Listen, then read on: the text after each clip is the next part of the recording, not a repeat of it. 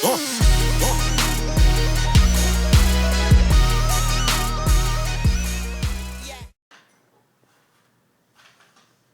this decaf? I can't get a decent cup of coffee around here, can I? Can I? Scotch boy, hey, get over here.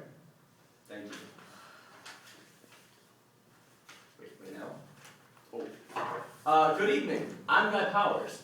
Today is December 27th, 1977, and this is your one-stop shop for all things pop culture.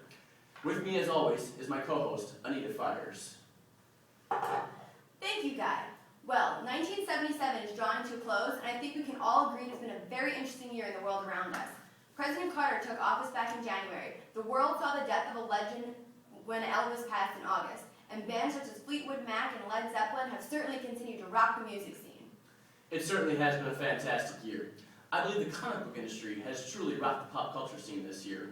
The birth of some truly fantastic comics paint a vivid picture of today's society. Yes indeed. How about the introduction of the Star Wars comics by Marvel? These comic books are of course based off the Star Wars film from earlier this year, which is sure to be a Best Picture nominee. It certainly will be. In order to further explore the comics of Star Wars, we were able to sit down with one of the men who assisted Stan Lee in writing the original Star Wars comic books, Dave Falcon Condor. Turn down for what? Turn down for what? Here I am in an exclusive one-on-one interview with one of the masterminds behind the Star Wars comics, Mr. David Falcon Condor. Thank you so much for meeting with us. We're all very excited to discuss your latest project. As you should be, Anita. Well, what can you tell us about the Star Wars comics? How has it contributed to the success of Marvel Comics? I'm glad you asked, A. Fires. The Star Wars comics tell stories similar to that told in George Lucas' film. Except in the comics, my genius was implemented. So the comics are obviously better than the movie. Marvel Comics was in ruins before this comic came along, but with the incredible sales of Star Wars comics, Marvel is once again thriving. Some might say that I saved Marvel Comics, and I would agree with most people. Alright then. Can you tell us anything about the plot of some of the Star Wars comic books that are out there, and possibly give us any insight onto what the future holds for the comic characters? Certainly, Fireflames. The issues are out now, a graphical literary representation of the film Star Wars, A New Hope. The Rebel Alliance has formed to fight the evil Empire. Obi-Wan Kenobi, Luke Skywalker, and Han Solo all join forces to rescue the princess.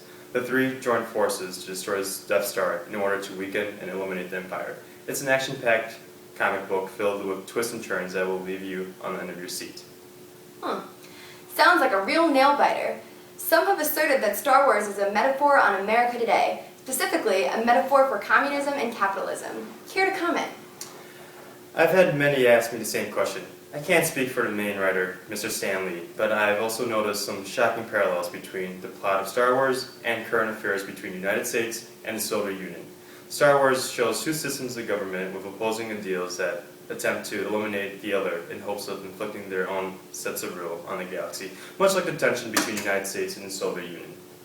There has been some disagreement on this in pop culture world, but I believe that the Empire represents the Soviet Union, while the rebels represent the United States. What leads you to believe that? Well, the Empire represents a government that was oppressive in nature, much like how we view the Soviet Union. Also, the Empire sought to create a Death Star capable of destroying worlds. This is parallel in the space race of previous years, in which we wanted to prevent the Russians from reaching space and constructing a space station capable of harboring weapons of mass destruction. Pop culture paints a vivid portrait of the world around us today. Thank you so much for your time, Mr. Falcon Condor. You're most welcome, A-Train. Now, what do you say you and I go on a date? I just happen to have coupons of Hardee's that connect to the gas station right down the road. Back to you, Guy.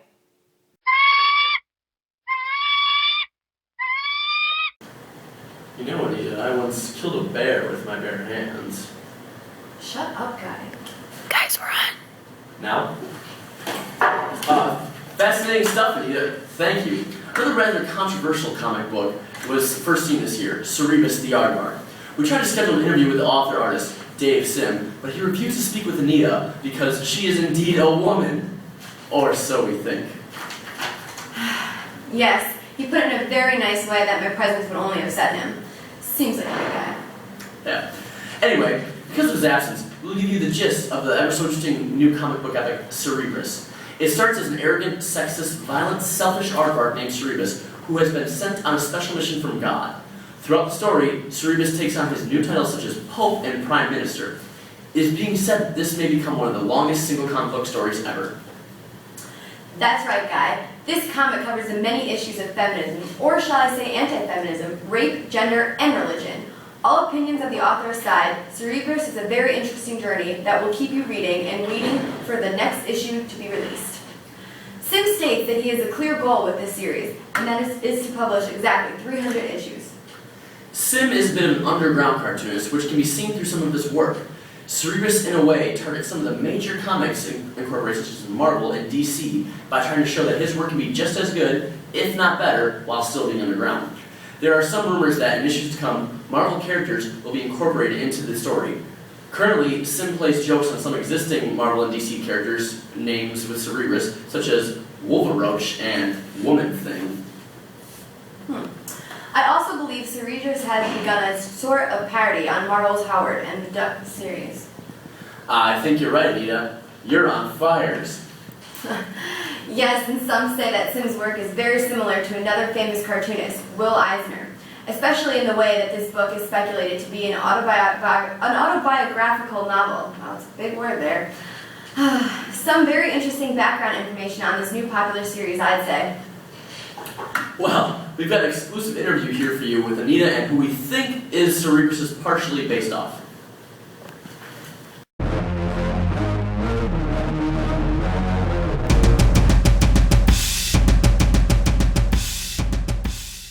Hello, Mr. Aardvark. We have had some inside news suggesting you are in fact the real-life figure behind the newest comic book series character, Cerebrus.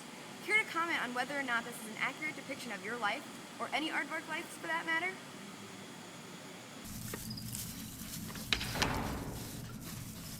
And there you have it, folks. Back to you, guys. What a thrilling interview, Anita. Next up on today's segment, I'm excited for Riley Rogers' reading review. Wow, quite the alliteration there.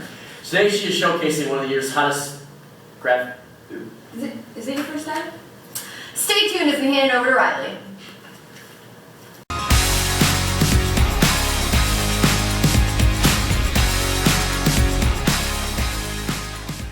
Thanks, Guy. I'm super excited about today's graphic novel series, Black Panther, by Jack Kirby and Stan Lee. Don't forget, we'll be taking callers in today's segment. Just call the number shown on the screen below. Okay, folks, let's just jump right in. You know what I think is just so special about this series is that it showcases one of the first African-American superheroes in mainstream American comics. It really does a fantastic job showing T'Challa battling the White Wolf, the leader of the Hatu Zarate. Oh, would you look at that? My first caller. You're on air with Riley Rogers reading review. Hi Riley, my name is Carlos, and I was wondering if you could explain why T'Challa and the White Wolf disliked and fought each other so often. What a fantastic question, Carlos.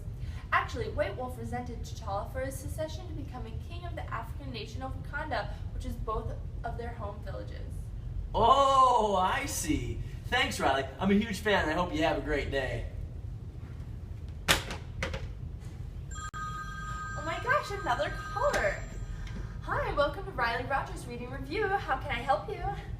Hi, my name is Delaney, and I was wondering what your thoughts on this graphic novel and its relation to events going on in today's popular culture.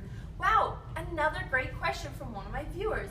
Well, just to give you some background, the Black Panther Society was established in 1966, which coined the name Black Power Movement. It was founded by Huey Newton and Bobby Seale for the purpose of self-defense. Its philosophy was a revolutionary establishment of real economic, social, and political equality across gender and color lines. They issued a document calling for the protection of black neighborhoods from police brutality. These events have led to more breakthroughs for equality in today's day of age. An example of one of these breakthroughs is this graphic novel, being able to have the main superhero be African American. Oh my gosh, such a great response. Thank you. You're welcome. I'm so happy to help. Anyway, have a great day. Anyways, that's a wrap for today. I'm sad we ran out of time, but for those of you who haven't read the graphic novel, I highly recommend it. Keep watching and I'll talk to you all tomorrow on the same time at Riley's Reading Review. All right, to bring this show to a close, we'd like to last talk about a spooky event that happened last July. Yes, the popular neighborhood Spider-Man left us all a little shocked. You all know about the massive blackout we had last July, but apparently Spider-Man knew about it even before it happened. Indeed, he did. Just a few days earlier, the Spider-Man issue featuring the Wasp was about a terrible New York blackout being caused by a villain coming through town. Before this past July, there hadn't been a massive blackout in New York since 1965. So you tell me if that's a coincidence or not. Who knew Spider-Man could also predict the future? Maybe I'll call up Stan Lee and give him some ideas for Spider-Man's new powers, written by Powers. Ah, yes, I'm sure Stanley needs your help. And that'll just about do it. Have a great day, folks.